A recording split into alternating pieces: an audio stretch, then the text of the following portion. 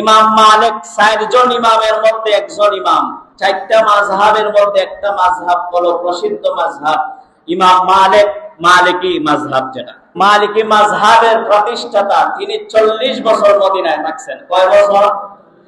40 বছর মদিনায় থেকে তিনি জীবনে একবার হজ করছেন। কয়বার? মক্কায় শুধু একবারই গেছেন। ওনারে জিজ্ঞেস করা হলো যে ইমাম মালিক, আপনি এত সম্পদশালী, এত বুজুর্গ, কিন্তু আপনি একবারই হজে গেলেন, দ্বিতীয়বার আর যান না। ইমাম মালিক বলেন, আমার উপর একবার হজ করা ফরজ। কয়বার? ইমাম মালিক বলেন,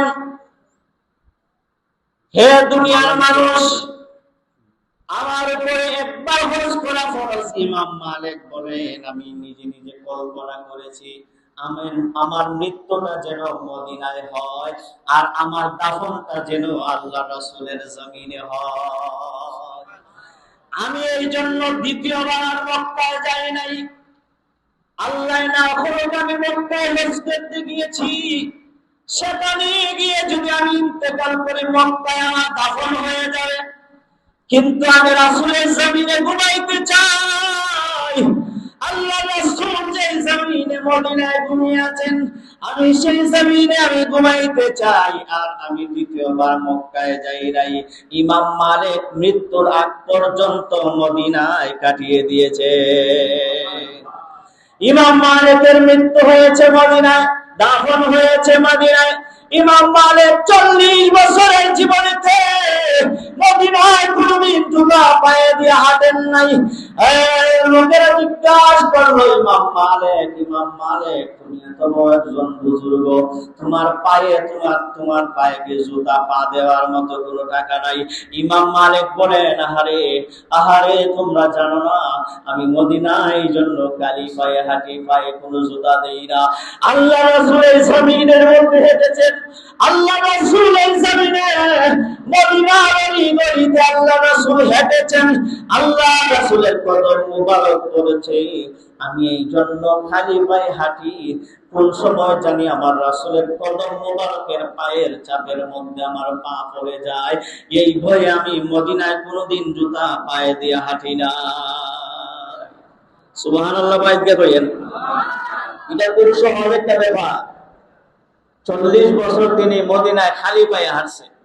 এমনও হাত পাওয়া যায় যে উনি মদিনার এরিয়ার ভিতরে কোনো হাজত সারে নাই দূরে গিয়া, যে আল্লাহ রাসূল যে জমিনে আছেন, আমি এই জমিনে আমি হাজত সারতাম না। সুবহানাল্লাহ, কেমন আশেক ছিলেন। ইমাম মালিকের একটা ঘটনা শুনলে আপনারা অবাক হবেন। ইমাম মালিক যখন হাদিসের দরস দিতেন, গোসল করতেন, ওযু করতেন, আতর দিতেন, সুন্দর দামি সুন্দর লেবাস পরে, সুন্দর পোশাক পরে হাদিস নিয়ে বসতেন। সুবহানাল্লাহ। জিজ্ঞেস করা হতো, ইমাম মালিক, আপনি যে হাদিস পড়ার আগে আতর, সেন্ট, দামি পোশাক পরে, গোসল করে, ওযু করে বসেন, কারণ কি? ইমাম মালিক বলেন, যে হাদিস আমি পড়তেছি, এই হাদিস আমার নবীর জবান দিয়ে বের হয়েছে। এই হাদিস পড়ার সময় আমি কিভাবে যে অপবিত্র থাকি, এই জন্য আমি সুগন্ধি ব্যবহার করে নবীর হাদিস বর্ণনা করি। সুবহানাল্লাহ। ইমাম মালিক রাহিমাহুল্লাহ হাদিস পড়াচ্ছেন, ছাত্রদেরকে হাদিসের দর্শ দিচ্ছেন। হঠাৎ একটা বিষাক্ত সাপ এসে ইমাম মালিকের হাতে দংশন করলো। ছাত্ররা সব দাঁড়ায় গেছে। ইমাম মালিক হাদিসের দর্শ বন্ধ করেন নাই। হাদিসের দর্শ দিচ্ছেন তো দিচ্ছেন, সাপ দংশন করে চলে গেছে। ইমাম মালিকের চেহারা বিমর্ষ হয়ে গেছে। ইমাম মালিকের চেহারা নীল বর্ণ ধারণ করছে। ইমাম মালিক চুল পরিমাণও মনেন নাই। হাদিস পড়া শেষ হয়েছে, ইমাম মালিকের হুঁশ ফিরে এসেছে। ছাত্ররা জিজ্ঞেস করলো, হুজুর, আপনাকে সাপে দংশন করছে? ইমাম মালিক বলেন, আমি তো বুঝতেই পারি নাই। এই ছিল ইমাম মালিক। এখন একদল টুনটুন্না মৌলবী হয় মদিনায় যাওয়া লাগতো না। মদিনায় যাওয়ার দরকার কি? হজ তো মক্কায় করবা, মদিনায় যাওয়ার দরকার নাই। অথচ আল্লাহ রাসূলের রওজা মুবারকে না গেলে হজ কবুলই হয় না।